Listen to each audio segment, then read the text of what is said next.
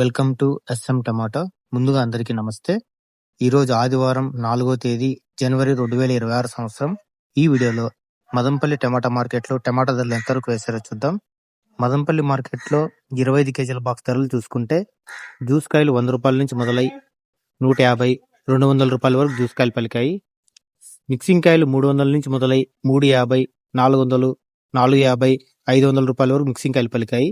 Second quality కాయలు 500 నుంచి మొదలై 550, 600, 650, 700, 750 రూపాయల వరకు సెకండ్ క్వాలిటీ కాయలు పలికాయి.